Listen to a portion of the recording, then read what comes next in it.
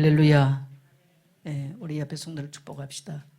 십자가만이 우리의 살 길입니다.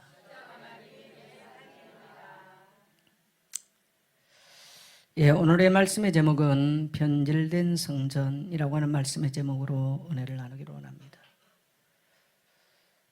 오늘 그래서 우리가 서론적으로 보면 참된 성전은 오직 예수 그리스도 한 분밖에 없어요.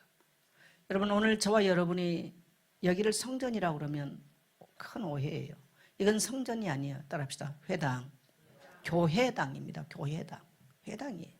성전이 아니에요.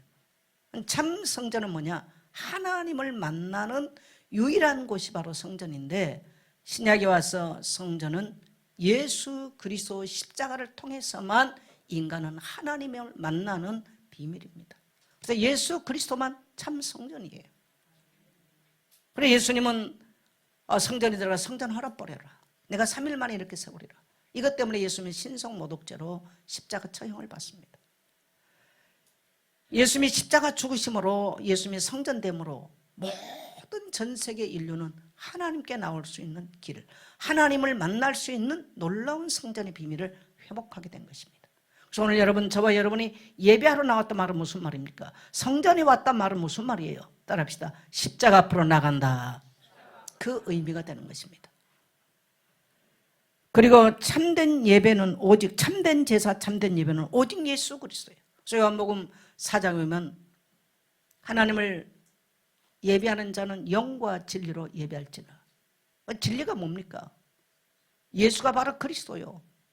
그의 죽으심으로 말미암아 모든 인류의 죄 사함을 얻게 하는 유일한 진리라는 것이죠.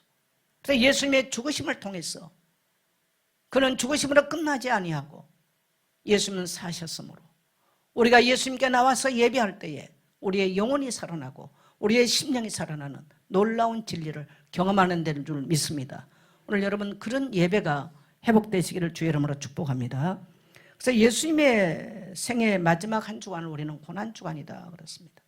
그래서 다음 주일은 이제 종료주일이 되고 종료주간이 되고 고난주간이 돼요. 부활절을 앞두고요. 그래서 예수님께서 공생의 마지막 한 주간을 예루살렘에서 보내게 됩니다. 그래서 오늘 이제 우리가 읽었던 마가복음 11장도 예수님의 공생의 마지막 이 고난주간에 일어난 사건이에요. 그래서 교회에서도 한 주간 우리가 철야는 못해도 한 주간 특별 이제 기도회로, 그래서 우리 권사님들 단 한 분도 빠지 마시고, 우리 장로님들, 우리 안수집사님들, 우리 모든 청년들 모여서 이 고난주간 한 주간을 보낼 수 있게 되시기를 주의 이름으로 축복합니다. 그것이 예배요, 그것이 성전입니다. 네. 그래서 예수님께서 이 고난주간에 성전 정화를 하십니다. 성전에 들어가서 노끈을 만들어 가지고요, 성전에 가니까 비둘기 파는 사람, 양 파는 사람, 뭐 송아지 파는 사람, 또 돈 바꾸는 환전소, 최초의 인류의 환전소가 예루살렘 성전에 시작되죠. 그래서 이런 어마어마한 사람들이 성전에 정신이 하나도 없는 거예요. 그래서 예수님께서 생애를 마치시고 공생애를 마치시고 마지막 성전에 예수님 들어가니까 도대체가 예수님의 성전에서 말씀을 가르칠 수도 없어요. 뭐 소 우는 소리, 뭐 닭은 없죠. 뭡니까 비둘기 꾹꾹대는 소리, 뭐 양 우는 소리, 사람들 돈 바꾸는 소리, 난린 거예요. 난리. 도대체 이게 성전인지, 저희 시장 장사 5일장인지 뭐 구별이 안 가는 이런 놀라운 이상한 상황이. 그래서 예수님께서 노끈을 만들어 가지고요, 이 돈 바꾸고 뭐 이 비둘기 팔고 뭐 양 파는 사람들을 막 채찍을 때리시면서 다 그 상을 다 뒤엎어 버렸어요. 그럼 예수님이 어마어마한 권력을 갖고 있냐? 여러분, 예수님은 권력이 없었던 분이세요. 굉장히 미미한 저항을 하고 있는 거예요. 그리고 예수님은 그들을 향해서 분노를 발하시는. 저는 어릴 때 이 성경을 읽으면서 왜 예수님은 아니 사람들이 양 좀 팔겠다는데 이렇게 화를 내실까? 정말 이해가 안 됐어요. 아니 사람들도 팔아야 뭐 먹고 사는 거 아닌가? 그렇게 생각을 했어요. 근데 보니까 전혀 성경이 우리가 생각하는 완전히 이 사람들의 모습이 다른 의도였죠. 그럼 왜 이런 행동들을 예수님께서 하셨는가? 그래서 우리가 특별히 이 사순절 고난 주간을 이제 우리가 지나는 이런 과정 속에 오늘 여러분에게 큰 하나님의 교훈과 또 하나님의 마음이 여러분에게 이제 깨달아지고 또 묵상되어지는 귀한 은혜가 임하게 되시기를 축복합니다. 성전이 무엇이냐? 우리 한번 17절 같이 한번 읽겠습니다. 시작.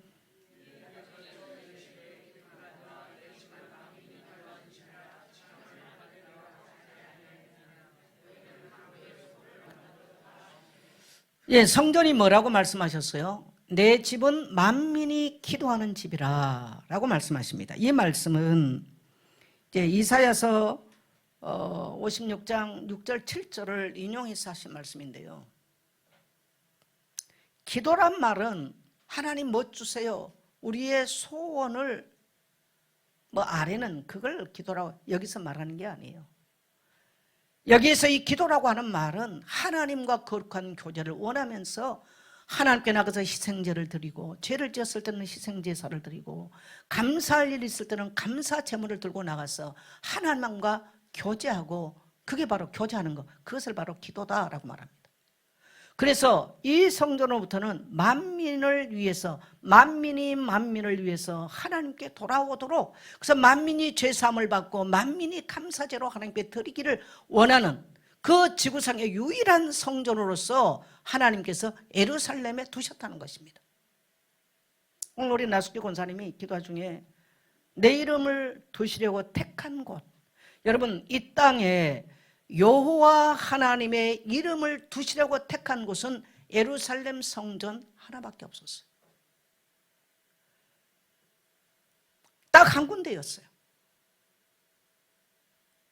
그런데 오늘 신약에는 그 하나님이 육신을 입고 이 땅에 그리스도로 오셨기 때문에 이 예수 그리스도 이름이 증거되는 예수 그리스도 이름으로 모인 곳이 예수 그리스도의 그 이름 자체가 성전이고 그 이름으로 모이는 곳이 예배고 그 이름으로 모이는 곳이 성전인 줄 믿습니다. 이 신약에 와서 이 본질이 바뀌어지는 거죠. 그래서 구약에는 성전에서만 하나님을 만나는 유일한 길입니다. 그래서 사람들은 갈급한 마음으로 성전에 하나님을 만나기 위해서 뛰어나와야 돼요. 죄의 사함을 받고 감사한 마음으로 기쁜 마음으로 상한 심령을 안고 그렇게 하나님께 예배를 와야 되는 것이죠. 그래서 구약에는 그래서 제일 먼저 출애굽한 이후에 하나님이 이스라엘 백성들에게 성전을 지켜 만들었어요.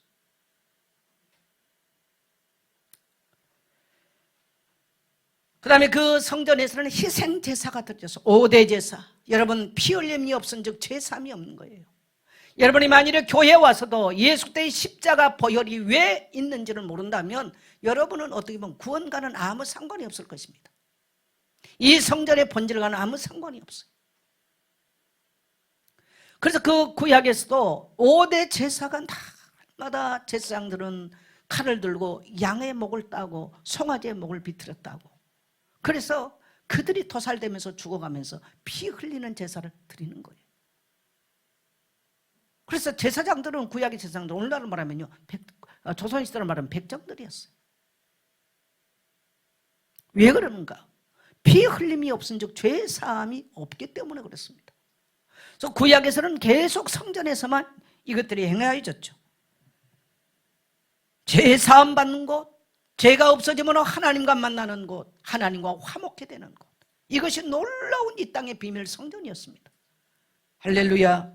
그 다음에 이방인들도 돌아와서 구원받는 곳. 그래서 여러분 이 지금 구약 성전에는요 이방인들의 뜰이 있었어요.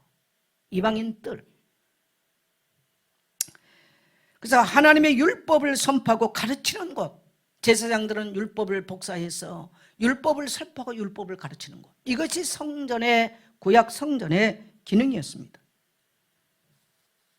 그런데 이 성전은 이제 예수님이 오셔서 완성하고 무너졌죠. 예수님 자신이 복음이고 예수님 자신이 율법을 완성하셨고 예수님 자신이 하나님을 만나는 길이었고 예수님 자신이 진리와 영으로 예배하는 비밀이었죠. 그런데 지금 이 구약의 백성들의 지금 예수님 당시에 이 사람들이 문제가 뭐냐면요, 저는 예루살렘 성전을 이제 가봐서 알아요. 성전 이치 맞은편에 보면 산이 있습니다. 동산이. 거기에 뭐를 했느냐, 자 예루살렘에 사는 사람이 있는가 하면 요단강 건너편에 사는 사람이 있고 저 북쪽에 갈릴리에 사는 사람이 있고 다양하단 말이에요, 지형이. 그러면 뭔가 유월절이나 오순절이나 또 그들에게 특별한 제사가 있을 때는 예루살렘 성전을 와야 돼요. 얼마나 어렵습니까? 그러면 어떻게 하느냐? 그냥 오는 게 아니에요. 그때 당시는 죄사함 받을 일이 있으면 양을 끌고 와야 됩니다. 근데 양이 끌고 오다가 중간에 병이 들면 어떻게 하겠어요? 말라버리면 어떻게 하겠어요? 그래서 예루살렘 성전 맞은편에 이런 뭡니까? 만일에 오다가 양이 죽어버리면 거기서 양을 살 수 있도록 양을 파는 곳이 있었어요. 또 오다가 만일에 양이 다리를 삐어버렸다. 그럼 다리를 절어요. 그러면 레위기에서 뭐라고 말합니까? 전 것은 못 드리는 거죠. 그러면 또 양을 다시 사야 돼. 또 너무 말랐어. 그럼 안 되는 거예요. 그래서 성전 맞은편에 이런 시장 비슷한 게 성전 맞은편에 있었어요. 맞은편 산에 있었어요. 근데 어느 날 보니까 이 성전 맞은편에 산에서 팔았던 것들이 어떻게 되니까 성전을 점점 이제 파고 들어오더니 이방인들의 뜰을 다 차지한 거예요. 아이들의 뜰을 다 차지해버렸어요. 여인들의 뜰을 다 차지해버린 거예요. 그래가지고 성전에서 피제사를 드리면서 예통한 마음으로 하나님을 만나고 하나님의 일호를 기대해야 될 성전이 장사의 소굴이 되어버린 거예요. 지금 이렇게 성전이 완전히 지금 바뀌어버렸죠. 17절 우리 같이 읽습니다. 시작.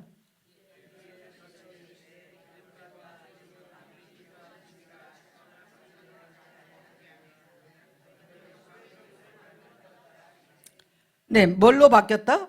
강도의 소굴로 변했다. 그래서 강도의 소굴이 돼버린 이 성전, 그러니까 성전의 본질하고는 완전히 지금 다른 이렇게 된 거예요. 이들이 처음에는요 좋은 의도로 했을 겁니다. 나는 나쁜 의도로 했다고 생각하지 않아요. 왜 그러냐면 이미 레위기에서 저는 거 흠없는 것은 못 드리게 돼 있잖아요. 그러니까 멀리서 저기 뭡니까 북쪽 갈릴리에서 송아지를 끌고 오다 보니까 이 송아지가 중간에 오다 못 먹어가지고요 병들어 버렸어. 그러면 이제 제사장이 어떻게 하냐면요 판결권이 있어요. 이건 부정해. 그러면 이제 제사장들이 파는 걸 사야 되는 거예요. 그러다 보니까 오늘날로 말하는 이권 카르텔이 어마어마하게 생겨버렸어요. 이권 카르텔. 이 지도자들의 어마어마한 이권 카르텔이 생겼어요. 첫째로 뭐냐면 한 선수. 그럼 그때 당시 로마가 쓰는 화폐는 뭐냐면 로마 시저가 뭡니까? 로마 가이사가 발행한 화표가 뭐냐면요 데나리온이에요. 근데 성전에서 쓰는 건 뭐냐면 세겔이에요. 세겔. 그래서 예수님이 반세겔을 갖다 성전세로 내라. 그러면 또 성전세를 받아요. 성전세. 그래야 교회 성전을 유지하겠죠. 제사장들 월급도 주고 하겠죠. 성전세. 그 다음에 또 뭘 받으면 인도세를 받았어요. 성전에 출입할 때마다 인도세를 내요. 근데 그게 그렇게 이제 점점점 그렇게 된 거예요. 그런데 그냥 데나리온을 받으면 괜찮은데 세상 화폐는 데나리온인데 교회에서는 세겔로 받는 거예요. 그러면 데나리온에서 세겔로 받을 때는 엄청난 환차익이 나는 겁니다. 근데 이걸 너무 많이 받아. 너무 많이 받은 거예요. 누가 받냐면 대제사장 가문이 받아요. 그 다음에 서기관들은 거기서 이제 얻어먹는 거죠. 그 다음에 또 하나 뭐냐면 자 양을 끌고 왔는데 제사장이 가만 볼 때 멀쩡한 것도 이건 부정해. 그럼 제사장이 판결권이 있거든요. 이건 부정해 그러면요 제사장이 파는 양을 다시 사야 돼요. 그것도 데나리온을 세겔로 바꿔가지고 양을 다시 사야 되는 거예요. 그럼 얼마나 많이 돈이 들어요? 그러니까 이때 어떤 거냐면 청탁이 오고 가는 거예요. 제발 좀 부정하지 않다고 봐달라고. 자 여러분 이것이 성전 예배의 희생제사의 본질입니까? 본질이 아니에요. 그러면 제사장들이요 돈을 받고 정하다라고 하면 정한 거야. 진짜로 이상한 것도 정하다 그러면 정하게 되는 거예요.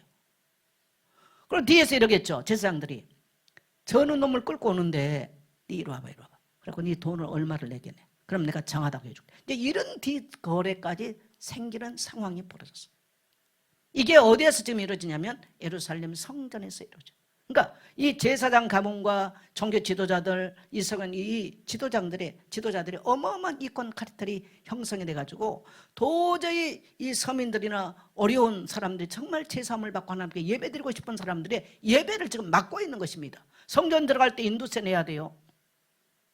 또 이걸 다 체인지하니까 이게 너무너무 힘이 드는 이런 상황이 온 겁니다, 지금. 그래서 예수님께서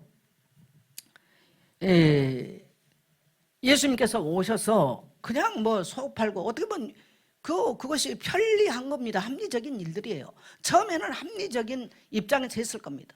여러분, 그래서 우리가 교회 생활할 때요, 합리적인 사고, 어떨 때 우리가 들어보면 굉장히 합리적인 말인 것 같은데, 여러분, 우리가 하나님과 원수되게 하는 합리적은 절대로 하나님 기뻐하지 않는다는 걸 아셔야 돼요. 할렐루야. 그래서 저는 합리적인 사고를 굉장히 좋아합니다. 그러나 잘못하면 신앙에는 굉장히 적이라는 거. 이것이 굉장히 합리적이고 유익한 것처럼 보이는데 본질을 빼앗아 버렸어요. 지금 예루살렘 성전 제사가 지금 그렇게 된 것입니다. 그래서 본질을 상실하게 되다 보니까 뭔만 남았냐? 종교 모습만 남아있는 거예요. 그래서 사람들이 난리예요. 그래서 환전도 어디 가면 싸게 하는가? 우리가 회에 가면 어디 가면 싸게 하는가? 그거 하잖아요. 설전 안에서 좀 벌어진 이 상황이야. 또 제사장들 가문들이 쭉 앉아서 뭡니까? 인도세를 받고 앉았어. 어떤 사람은 더 받고 어떤 사람은 많이 받고 성전 출입할 때. 우리도 교회 들어올 때 인도세를 좀 받아볼 거예요. 이게 지금 예루살렘 성전 안에서 이루어진 상황들이에요. 이게 말도 안 되는. 또 교회만 쓰는 화폐를 만들어서 성전 들어올 때 여러분이 갖고 있는 대한민국의 화폐를 들고 왔는데 여기서 또 환전을 한다. 어떻게 되겠습니까? 이런 일들이 이제 예루살렘 성전 안에서 일어났어요. 그래서 어마어마하게 제사장 가문의 권력화가 이루어지고 하나님께 제사하고 싶었던 사람들이 마음껏 제사를 하지 못하고요. 이 양은 그냥 부정하다 그러면 못하는 거예요. 그건 다시 사야 되는 이런 엄청난 권력을 휘두르게 되고 또 완전히 철저하게 이 기득권층들 그야말로 이 권력화되고 이 지도자층들이 뭐가 되냐면 상업화가 되어 있었어요. 그러니까 성전의 본래의 목적 정말 죄인들이 하나님을 만나고 이 땅에서 하나님께 감사 예배를 드리고 상한 심령을 함께 와서 하나님께 위로받고 싶었던 이 성전의 본래 기능이 완전히 상실돼 버린 거예요. 그리고 말씀을 가르치고 율법이 낭독돼야 되는데 이 지도층들이 지금 어떻게 하면 돈 많이 벌까? 여기에 혈안이 돼 버렸어요. 그래서 예수님이 15절 16절 같이 읽습니다. 시작.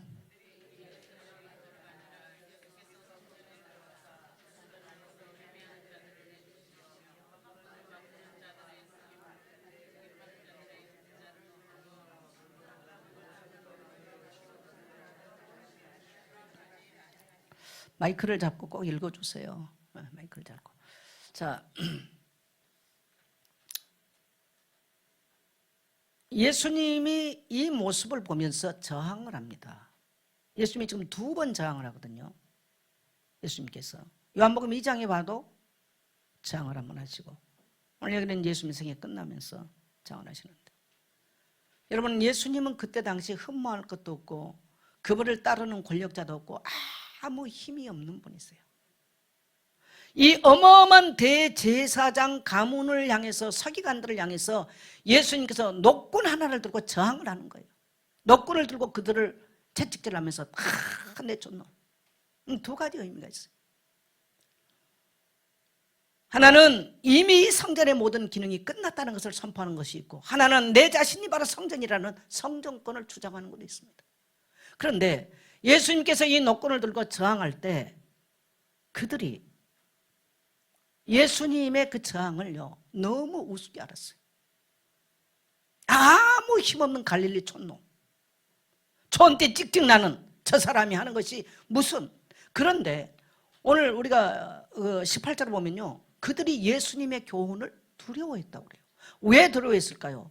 여러분, 아무리 진리를 외치는 사람이 힘이 없다 할지라도요 그것이 진정성 있는 진리라면 사람은 두려워하게 돼 있어요. 맞으시면 아멘 하세요. 왜 그렇습니까? 진리는요 반드시 승리하기 때문에 그래요. 그래서 유대인들이 봤을 때 저 갈릴리 촌놈 너무너무 아무것도 아닌 형편없는 사람처럼 보이는데 저분이 하는 말이 하나도 틀리지 않다는 거. 그리고 힘없는 백성들이 정말 하나님을 소망하고 하나님의 은혜를 갈급했던 힘없는, 정말 죄에 묶여있고 사단에게 묶여있고 죽음과 저주 아래 묶여있던 자들이 정말 하나님 만나기를 원하고 하나님의 일화의 말씀을 듣기를 원했던 그들은요, 예수님의 말씀을, 교훈을 귀담아 들었어요. 그래서 유대 지도자들도 이 예수님의 말씀이 진리란 걸 알아요. 그래서 예수님의 교훈은 두려워해요. 그런데 놀라운 것은 뭡니까? 그를 죽이고 싶은 마음이 들었다는 겁니다. 죽일 것을 그들이 계획을 하게 됩니다. 그들은 이 진리를 죽여버리면 끝나는 줄 알았습니다. 그러나 여러분, 진리는 반드시 승리하게 되어 있습니다. 예수님은 죽음으로 그들에게 이 사건 때문에 신성모독죄로 예수님이 십자가에 처형을 당하고 사형을 받습니다. 그러나 예수님은 죽음으로 끝나지 아니하고 죽은 지 사흘 만에 부활하셔서 영원한 인류에게 진리의 승리를 선포하게 되는 줄 믿습니다. 그래서 우리 기독교인들은 이 땅에 불이나 잘못된 걸 향해서 담대하게 저항할 수 있는 것이 바로 기독교인들인 줄 믿습니다. 아멘. 그래서 이제 참 제가 이 말씀을 준비하면서도요, 그러면 우리 교회는 정말 주님이 원하는 교회일까? 라는 것을 질문해 봐요. 얼마나 이 시대가 지금 세속화되어 있습니까? 저는 한 노예에 속해 있고 한 총회에 속해 있잖아요. 총회에서 일어나는 많은 일들을 보게 되죠. 정말 마음이 불편할 때가 너무 많아요. 정말 저렇게는 좀 안 했으면 좋겠다는 것이 너무 많이 나와. 너무나 기득권, 이때만이 아니고 지금도 힘 있는 자들의 똑같습니다. 총회나 노예 안에서요. 이런 이권, 이권까지는 말할 수 없을지 모르겠습니다만은 사람들을 상대로 돈을 걷어들이고 여러 가지 그 이권 카르텔이 형성된 것은 그때나 지금이나 똑같아요. 그래서 어떻게 보면은 우리의 어떤 그런 뭔가 저항들도 있죠. 저 같은 경우는 약간은 방골이에요. 네. 어떨 때는 굉장한 그런 것 앞에서 그 절벽을 느끼기도 하죠. 그러나 저는 오늘 예수님의 모습 보면서 예수님은 이 땅의 죄악이나 하나님의 본질과 이탈되고 특정인들의 그 이권 카르텔이나 여기는 예수님이 힘이 없지만 저항하고 그 예수님의 진리는 반드시 승리했다는 사실. 그래서 교회는 교회답게 가야 되는 것입니다. 할렐루야. 진리는 진리로서 가야 되는 것이죠. 이 진리나 이 복음을 빙자하고 유익을 챙기고 이권 카르텔이 되고 교회 안에 저희 교회야 조그마니까 이권 카르텔이 형성될 것도 말 것도 없습니다만은 큰 교회 같은 경우는 또 다르죠. 그래서 여러분, 신앙생활하면서 교회 와서 여러분이 어떤 유익을 챙기거나 유익을 보는 자리, 내 어떤 소리를 내는 자리 따라합시다. 절대로 가지 맙시다. 가지 말아야 돼요.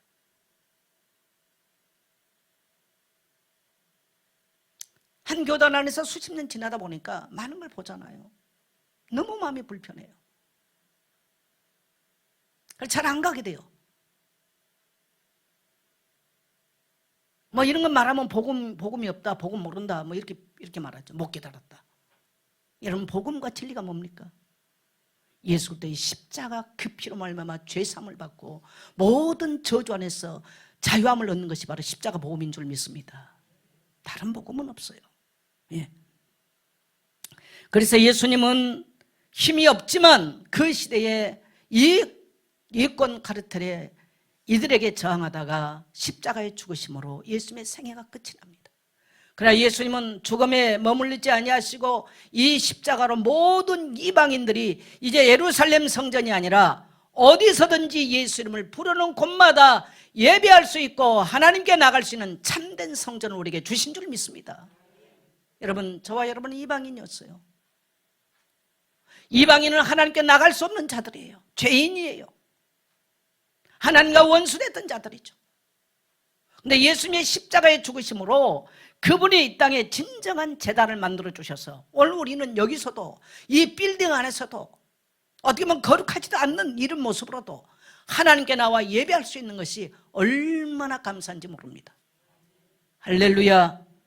여러분, 예배라고 하는 것은 외적으로 화려한 모습, 대단한 사람들이 모이는 것이 예배가 아닙니다. 오늘 우리의 심령이 예수의 십자가 앞으로 나가서 나는 죄인 된 것을 고백하고 죄로부터 아까 영상 봤잖아요. 메타노니아, 돌아서는 것이 바로 진정한 예배고 진정한 우리가 성전이 되는 줄 믿습니다. 그래서 우리는 제가 지금 몇 주 전부터 이 자유함에 대한 얘기는 우리는 성전 예배로부터 자유한 자들이에요. 예수의 피가 흐르는 곳이 진정한 성전이고 예수 이름이 있는 곳이 진정한 예배인 줄 믿습니다. 여러분 오늘 이 예배가 회복되시기를 축복합니다. 그래서 여러분의 가정도 그러한 예배가 그러한 성전 되시기를, 그러한 예배 처소 되시기를 주의 이름으로 축복합니다. 우리가 오늘 이 성전을 통해서 회복돼야 될 것이 세 가지입니다. 회복돼야 될 것이 세 가지. 첫째는 뭐냐면요, 이방인들의 뜰이에요. 자, 우리 이사야 56장 6절 7절 같이 한번 가겠습니다. 이 성경이 사실 공동 번역을 제가 보니까 굉장히 훨씬 표현을 잘 해놨는데 그냥 제가 우리 번역을 올려놨어요. 자, 같이 봅니다. 시작. 또 여호와와 연합하여 그를 섬기며 여호와의 이름을 사랑하며 그의 종이 되며 안식일을 지켜 더럽히지 아니하며 나의 언약을 굳게 지키는 이방인마다. 예, 이방인 여기 근데 공동을 번역 보니까 외국인이 이렇게 먼저 서술을 해놨어요. 근데 우리는 여기 지금 끝에 나와 있잖아요. 그래서 공동 번역이 훨씬 잘 돼 있더라고요. 제가 보니까. 자, 그 다음에 7절 같이 갑니다. 내가 곧 그를 나의 성산으로 인도하여 기도하는 내 집에서 그들을 기쁘게 할 것이며 그들의 번제와 희생을 나의 제단에서 기꺼이 받게 되리니 이는 내 집은 만민이 기도하는 집이라 일컬음이 될 것임이라. 여러분 하나님은 유대인을 택할 때에 처음부터 유대인만 구원하는 것이 하나님의 계획이 아니에요. 저 이방인들, 정말 저 지식 많은 헬라인들, 저 미개한 자들, 정말 우리는 벌써 130년 전만 해도 언더우드 선교사의 그 시처럼 한치 앞이 안 보이고 이 전통이 꽉 관습에 묶여 있고 고집이 세고 남자들은 말만 하면 화를 내고 여자들은 가마 타고 다녀서 얼굴을 볼 수 없었던 조선 땅, 풀 한 폭이 나무 한 폭이 자랄 수 없는 땅이라고 언더우드는 130년 전에 우리 이 땅을 그렇게 표현했습니다. 여러분 우리에게 이러한 복음이었다는 것은 얼마나 감사한 일인지 모르겠어요. 우리는 하나님과 원수되고 하나님 아닌 것을 붙잡고 복을 달라고 죽어버린 조상들이 아무 힘없이 죽었던 조상들에게 1년에 제삿날 되면 거기 엎드려 조상들이 복을 달라고 빌어댔던 이러한 무지한 백성이었습니다.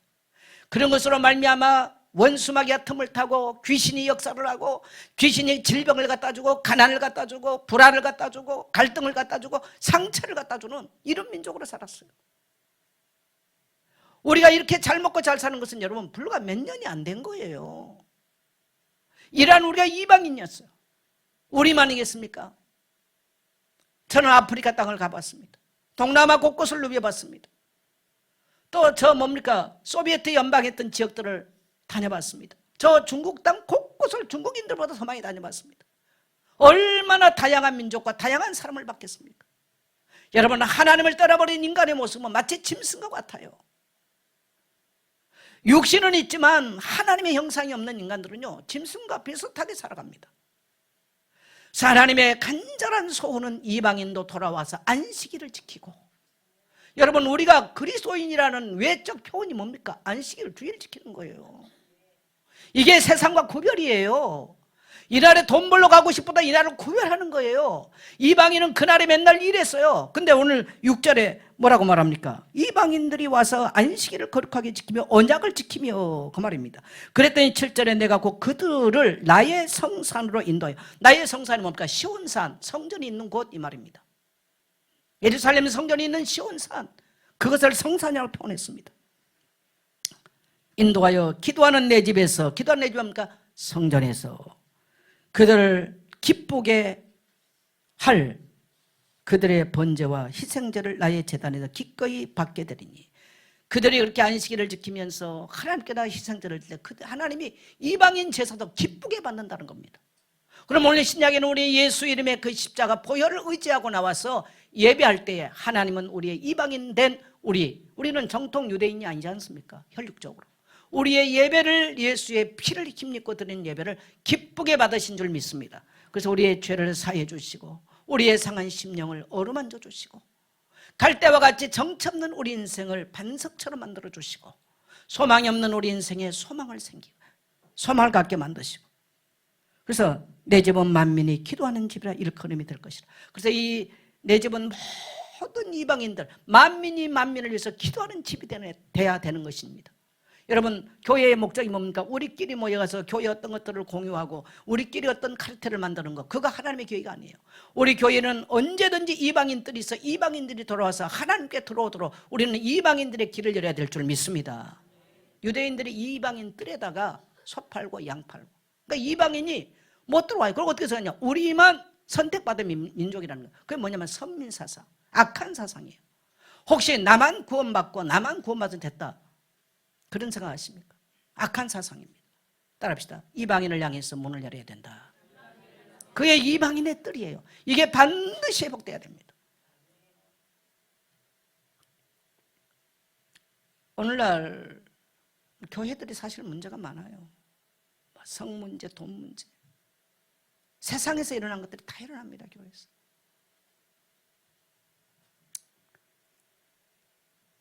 그것이 교회의 자랑이 돼버리고, 저는 그래서 어릴 적 자랐던 고향교회가 참 그리울 때가 많아요.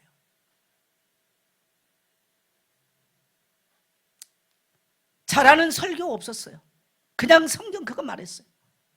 그런데도 그거 받아먹고 내 영혼이 성장을 했어요. 제가 목사를 살아가면서도 그 무식했던 우리 시골의 교사들마다 교사들보다 내가 뛰어나지 못하다라는 생각, 훨씬 공부는 제가 많이 했지만 그 생각을 많이 하게 됩니다. 사랑하는 성도 여러분, 외적 건물이 성전이 아니라는 것, 여러분의 중심에 예수 그리스도의 십자가 보혈이 없다면 여러분은 성전의 비밀은 없습니다. 원수가 여러분을 짓밟게 될 것입니다. 원수가 여러분의 후손을 괴롭히게 될 것입니다. 성전의 복되시기를 축복합니다. 그리고 언제든지 우리는 이방인이 나를 통해서 돌아올 수 있도록, 나도 이방인이었습니다. 저 세상의 만민들이 돌아와서 내 형편 처지 보지 마시고요, 만민이 돌아와서 하나님을 예배하고 하나님의 하나됨을 예배할 수 있는 교회 되기를 소망하고 그 역할을 할 수 있는 여러분 되시기를 축복합니다. 자, 그 다음에 두 번째는 우리는 아이들의 뜰입니다. 성전에는 아이들의 뜰이 있어요. 자, 영상 좀 띄워주세요. 이게 지금 유대인, 전체 넘겨주세요. 예. 자, 이게 아이들의 뜰인데요. 제가 이제 좀, 유대인 자녀들은 저렇게 아버지로부터 성경을 펴고 배우는 거예요. 근데 오늘날 우리는 자꾸 교회에 와서 성경을 가르친다고 생각합니다. 그 효과는 그렇게 크지는 않을 겁니다, 여러분. 자, 또 넘겨보세요. 네, 이렇게 어머니가 여기는 가르치고 있네요. 네, 또. 네, 저게 지금 유대인 가정인데요. 자, 됐습니다. 저걸 지금 무슨 공부하냐면 쉐마 공부를 하고 있어요. 쉐마. 토라. 율법. 제가 미국 뉴욕의 맨하탄에 가가지고 유대인 회당이 있길래 그 맨하탄의 유대인 아이들이요, 어린 남자 아이들이 딱 이렇게 이렇게 모자 써요. 이렇게 우리나라 중절 이렇게 갓 비슷한 걸 쓰고 유대인들 옷 입고 학교 수업이 끝나면 이 아이들이 전부 다 회당에 모입니다. 근데 이방인은 못 들어가요. 근데 제가 도대체가 이들은 뭐 하나 싶어가지고요, 잠깐 들어가서 봤더니요, 이들이 놀라가지고 빨리 나가라는 거예요, 이방인들. 그래서 제가 이제 그 순간 그래도 유대인 회당을 제가 맨하탄에서 구경을 할 수 있었는데, 아이들이 학교 갔다가 다 가방을 메고 가서요, 납비 앞에 앉아서요, 성경을 배워요. 이들은 오전 10시, 12시까지만 학교 공부합니다. 그리고 12시부터는 이들이 전부 다 성경 필사하고 성경 납비로부터 성경을 배워요. 그게 쉐마 스쿨이에요. 우리가 쉐마 미니스트리 한다고 그러잖아요. 말씀으로 섬기는 공동체. 하나님은 성전을 짓고 아이들이 쉐마 스쿨이 되도록, 그래서 성전에 오면 제사장들과 납비는 신약에 나와서 온 이야기거든요. 이런 사람들에게 언제든지 성경을 배울 수 있도록 그렇게 해놨어요. 근데 여러분, 예수님 당시 왔을 때 아이들은 저리 가라 이거였어요. 얘들은 가라 이런 식으로 됐어요. 그래서 얘들의 뜰이 없어져 버린 거예요. 그러니까 얘들이 성전을 못 따라가는 거야. 왜 거기에 뭐 팔아요? 양 팔고 소 팔고 환전소 생기고 이래가지고 이방인들과 아이들의 뜰이 지금 그렇게 점령을 당했습니다. 그리고 급기야 예수님이 왔을 때 보니까요, 예수님 앞에 나온 것도 제자들도 말렸잖아요. 데리고 나오지 말라고. 그래 예수님이 뭐라고 말합니까? 누구든지 이 어린아이와 같지 않으면 천국에 들어갈 수 없다. 예수님 그렇게 말씀해요. 그건 뭐냐면 이미 아이들은 굉장히 약자들이었습니다. 그러니까 아이들이 어렸을 때 세마스크를 못했으니 어떻게 하나님을 섬기는 것을 압니까? 어떻게? 이런 상황이 돼버렸어요. 그래서 우리 교회가 시급하게 회복해야 될 게 뭐냐면 따라합시다. 아이들의 뜰. 자, 오늘 이 시대는 지금 학교 가면 온갖 전체주의 배웁니다. 거기가 사회주의 지금 공부합니다. 이 지금 완전히 이건 뭐 절대성이 무너져 있어요. 남자와 남자가 결혼하면 어떤데? 안 돼. 그럼 누가 말했어? 성경이 말해. 누가 성경을 말한 거야? 우리는 성경 필요 없어. 이렇게 돼버리는 거죠. 이 너무너무 위험한 시대로 우리가 살고 있어요. 여러분, 제가 뭐하러 얘들 뭐 학교 만들자 그런 말을 뭐 하겠습니까? 저도 그냥 사실 제가 이제 올 4월이 지나면 제가 이제 35년을 이제 향해서 목표를 하는데요. 저 안식년 한번 해본 적이 없어요. 그러면서 지금까지 달려왔어. 한편은 참 어떻게 보면 제가 돌보면 교회 좀 섭섭한 것도 있어요. 그러나 뭐 감사하죠. 왜 그러냐니까 교회 내에 이 아이들을 일주일 내내 사당 빼앗겨. 뭐 완전히 스마트폰은 나의 목자시 내게 부족함이 없으리로다. 부족함이 없어. 온갖 거 다 있잖아요. 더러운 거 다 배우잖아요. 여러분 죄는 쾌락이 있는 거예요. 네. 음란하면 쾌락이 있어서 사람이 해요. 도둑질하면 쾌락이 있어요.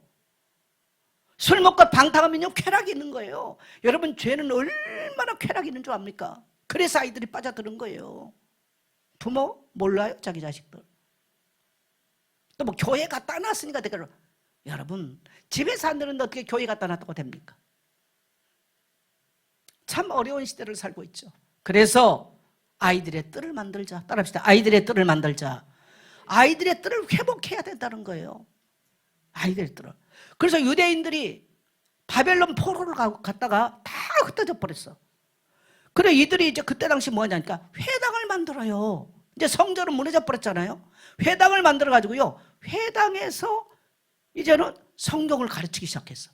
여러분 신명기서 여러분 읽어봤지 않습니까? 신명기서를 보니까 어떻게 해서 하나님의 말씀을 듣고 지키면 모든 민족이 뛰어나게 될 것이고 위에 있든지 밑에 있지 않냐고 머리가 될지 꼬리가 되지 않는 비밀이요. 하나님의 말씀을 쉐마를 하면 그렇게 되는 거예요. 믿으시면 아멘 하세요. 그래서 유대인 부모들은요 2000년 동안 고난 받으면서요 자식들 끼고요 부모가 쉐마시키는 거예요.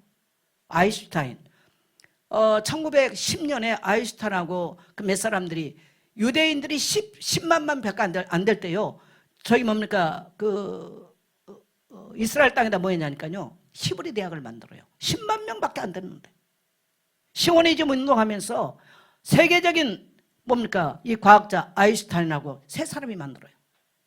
히브리 대학을 만들었어요. 여러분 지구상에요 유대인들은 0.3%밖에 안 돼요. 그런데 노벨상 3분의 2가 유대인들입니다. 미국 월가를 가면 월가 돈 전부 다 유대인들이 붙잡고 있어요. 할리우드 다 유대인들이에요. 왜요? 따라합시다. 하나님의 말씀 배우면 모든 민족이 뛰어나게 되고 머리가 될지는 꼴이 되지 않는다. 빌려줄 줄 꾸지 않는다. 그런 비밀이 성경에 있는 거예요. 지혜로워요. 여러분요 지혜가 없어가지고 천도꼴이 되면 어떻게 됩니까? 어디 갈지 안 갈지 만날 사람인지 안 만날 사람인지 지금이 잘 때인지 뭐한지 여러분 일어날 때인지 누울 때인지 이걸 제대로 아는 사람이 별로 없어요. 예. 근데 성경 배우면 깨닫게 되는 거죠. 그래서 교회에서 따라합시다. 아이들의 뜰을 회복하자. 그래서 이 시대에 그게 무너져 지금 다 교회마다 지금 주일학교 중등 다 없어져 갑니다. 좀 심각해져 갑니다.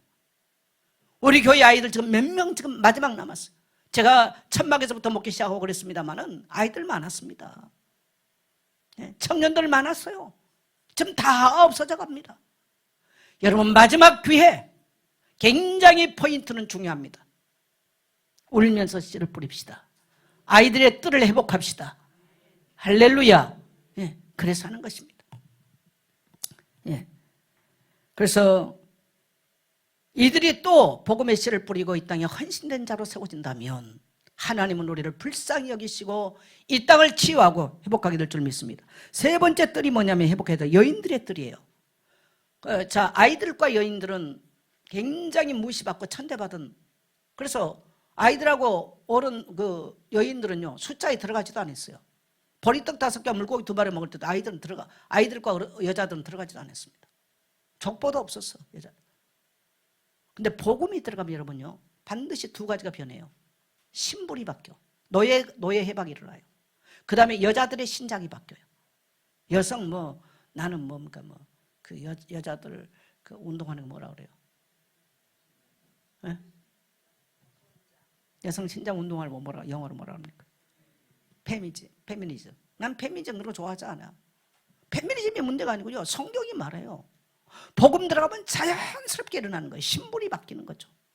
할렐루야. 근데 예수님이 왔을 때만 해도 여자들 성전에 못 들어오게 한 거예요.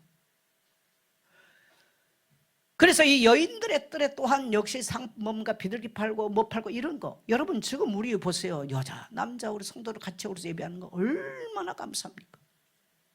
네. 우리나라 남녀 7세 부동석. 남녀 7세가 되면 못 앉아서 갔지. 그런 사상이 봉건적 사상이 우리 세대에도 영향을 미쳤어요. 그러면 2000년 전에 오직 했겠습니까? 예수님은 과감하게 다 뒤엎어버리죠. 그래서 이 여인들의 뜰은, 아이들이나 여인들의 뜰은 약자들입니다. 약자들. 정말 여자들이요 지금도 얼굴 다 가리고 운동장 가면 전부 다 가리고 다니잖아요. 그때도 그랬어요. 얼굴 내놓으면 이혼 사유예요. 여자가 반찬 짜게 하면 이혼 사유입니다. 유대인들 법적으로. 그렇게 살았어요. 우리 윤숙 원장 표정이 진짜로 그랬을까? 진짜예요. 왜 목사가 강단에서 거짓말 하겠어요? 오늘 행복한 줄 아셔. 우리가 같이 하나님의 은혜를 입고 나와서 예배할 수 있는 거. 그런데 이 땅에는 지금도 많은 약자들이 교회 와서 상처를 받고 돌아서는 일들이 많습니다. 또 다른 약자들. 여러분 지금도 가난하고 병들고 소외감 느끼고 이런 사람들이 돌아올 수 있는 뜰을 우리가 만들어야 될 줄 믿습니다. 저는 젊은 날 사회복지를 했습니다. 그래서 거지들하고 6년을 살았어요. 제 가슴에는 항상 이 땅에 소외되고 가난한 사람들을 살겠습니다. 근데 목회를 하다 보니까 어느 날 이런 내 인생에 내가 출발했던 젊은 날의 정신이 사라져버리더라고요. 저는 오늘 이 성경을 읽으면서 양심에 많이 찔렸어요. 우리 성도들이 자기 것을 풀어서 정말 교회 성도들의 아픈 성도들을 찾아가고 병든 성도를 위해서 눈물로 기도해 주고요. 우리끼리 교회 어떤 카르텔이 형성되면 안 된다는 거예요. 따라합시다. 교회는 이권 카르텔이 형성되면 절대로 안 된다. 기득권 카르텔이 형성되면 절대로 안 되는 거예요. 그래서 언제든지 청년들도, 연약한 청년들, 정하지 못한 청년들, 어른 성도님들도, 장로님들도, 교회 권사님들도 그들을 향해서 손을 벌리고 그들을 향해서 나가야 되는 것이죠. 그게 교회의, 주님이 이 땅에 세우고 싶었던 교회의 모습인 것입니다. 그래서 여러분, 지금도 세상에는 귀신 들려서 고통하고 병들어 고통하고 가정이 깨지고 이런 많은 고통받은 사람들이 많습니다. 우리 교회가 그런 자들을 돌볼 수 있는, 그래서 저도 간절하게 제가 딱 기도했지만, 하나님 이 땅에 선한 일을 할 수 있도록 제게 힘을 주십시오. 교회가 아무 물질이 없어가지고 주변에 보면 너무너무 어려운 사람들 많은데 그런 일을 못한다는 게 얼마나 마음이 아픕니까? 제가 올해 주로 하는 기도가 그 기도예요. 그래서 이러한 정말 뭡니까 그 약자들, 그래서 우리 그리스도인들 어디 가서도 약자 편을 들 줄 아는, 약자 입장에서 정치, 경제, 사회를 볼 줄 아는 그런 우리 성도님들 되시기를 주의 이름으로 축복합니다.